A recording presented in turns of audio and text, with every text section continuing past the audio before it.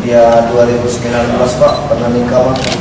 Nikah di mana? Di bagian tangan. Pengakuan otak pelaku pembacokan calon pengantin pria di Palembang sudah incar korban sejak 2021. Dengan tangan diborgol dan memakai baju tahanan Polrestabes Palembang, Reno, 36, warga Jalan Tiban 1 Kelurahan Patam Lestari Kecamatan Sekupang Batam, pelaku pembacokan terhadap sang pengantin yakni Ahmad Handa, 30, hanya bisa mengakui perbuatannya nekat melakukan aksi pembacokan ini karena dendam. Kepada petugas, Reno mengaku telah menaruh dendam sejak tahun 2019 karena dibacok korban. Reno pun mengaku sudah mengincar korban sejak tahun 2021. Sudah 4 tahun Pak saya incar. Karena jika tidak hari perayaan nikah itu pasti tidak bertemu. Korban ketika dicari sering menghilang. Ungkapnya kepada petugas, Senin, 2 Mei 2025, sore saat perkara digelar Kapolrestabes Palembang. Mengetahui jika hari pernikahan itu pasti ada korban, pelaku lantas melakukan aksinya. Saat itu saya mengincar korban. Ketika dirinya keluar dari mobil saat itulah saya langsung melakukan aksi pembacokan tersebut, katanya, sambil mengatakan sebelumnya aksi pembacokan tersebut dirinya hendak ke rumah mertua, dan melihat TKP ada keramaian. Saat itulah mencari tahu pernikahan siapa.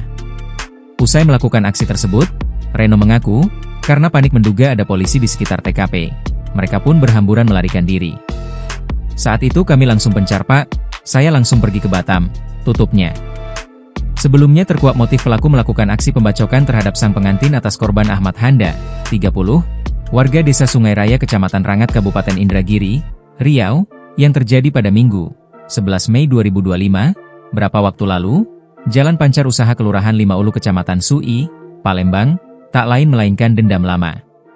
Pelaku yakni Reno, 36, warga Jalan Tiban 1 Kelurahan Patam Lestari Kecamatan Sekupang Batam, berhasil diamankan tim gabungan Satreskrim Polrestabes Palembang di Backup Jatanras Polda Sumsel, saat berada di Kota Batam, Kamis, 28 Mei 2024, malam.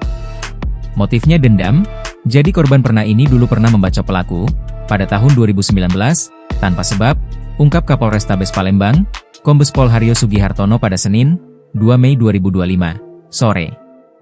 Haryo mengatakan, ditangkap pelaku usai tim gabungan melakukan penyelidikan dan mendatangi TKP. Nah ketika keberadaannya berhasil kita endus, saat itu tidak mau buang waktu, anggota gabungan langsung berangkat ke Batam, di rumahnya, katanya. Lanjut Haryo, masih ada 3 orang lagi masih berstatus DPO, yang masih diburu, RN, BB dan YN. Download Tribun X sekarang, menghadirkan lokal menjadi Indonesia.